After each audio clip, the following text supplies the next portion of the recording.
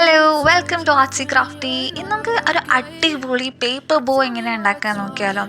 അങ്ങനെ റെഡി ആണെങ്കിൽ ആദ്യം തന്നെ ഇതേപോലെ ഒരു സ്ക്വയർ പീസ് ഓഫ് പേപ്പർ എടുത്ത് ഇതുപോലെ ഫോൾഡ് ചെയ്യാം.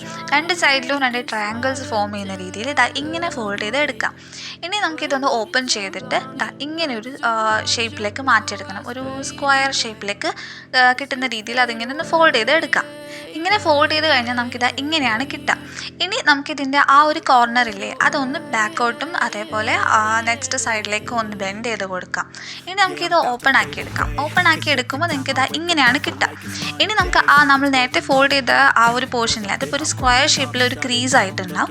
അതൊന്നുകൂടി കുറച്ചുകൂടി ഒന്ന് സ്റ്റിഫാക്കി എടുക്കാം. നമ്മളിങ്ങനെ കുറച്ചൊന്ന് ഇങ്ങനെ ബെൻഡ് ചെയ്തെടുത്ത് നമുക്കിങ്ങനെ ഫോൾഡ് ചെയ്യാം. അപ്പോൾ ഒരു ഡയമണ്ട് ഷേപ്പിലാണ് നമുക്ക് കിട്ടുക. ഇനി നമുക്ക് ഇതിൻ്റെ സൈഡ്സൊക്കെ ഒന്ന് ഫോൾഡ് ചെയ്തെടുക്കാം. ഇതേപോലെ രണ്ട് സൈഡും ഫോൾഡ് ചെയ്ത് എടുക്കാം. ഈ ഫോൾഡ് ചെയ്ത് കഴിഞ്ഞ് നമുക്കിതാ ഈ ഒരു ഷേപ്പിലേക്ക് അത് കിട്ടും. ഇനി നമുക്കിതിങ്ങനെ ഒന്ന് ഓപ്പൺ ചെയ്തെടുക്കുമ്പോൾ ഇതേപോലെയാണ് നിങ്ങൾക്ക് കിട്ടുക. ഇങ്ങനെ ഒരു ഷേപ്പിലാണ് കിട്ടുക. ഇനി നമുക്ക് ആ സൈഡ്സൊക്കെ ഒന്ന് കട്ട് ചെയ്തെടുത്ത് ഇതേപോലെ രണ്ട് സൈഡ് ഓപ്പോസിറ്റ് സൈഡ്സ് ഇങ്ങനെ ഫോൾഡ് ചെയ്ത് എടുക്കാം. അപ്പോൾ നമുക്ക് ഏകദേശം ഈ ഒരു ലോങ് ട്രയാങ്കിൾ പോലത്തെ ഷേപ്പിൽ കിട്ടും. ഇനി നമുക്ക് ബാക്കിയുള്ള രണ്ട് സൈഡ്സില്ലേ അത് ഒന്നിച്ച് വെച്ച് ഇങ്ങനെ കട്ട് ചെയ്തെടുക്കുക. എന്നിട്ട് ആ സൈഡ്സ് ഒന്ന് ഇതേപോലെ ഫോൾഡ് ചെയ്തെടുക്കാം. നിങ്ങൾക്ക് മനസ്സിലാവുന്നില്ലെങ്കിൽ വീഡിയോ ഇടയ്ക്ക് വെച്ച് പോസ് ചെയ്ത് നോക്കിയാലും മതി കേട്ടോ.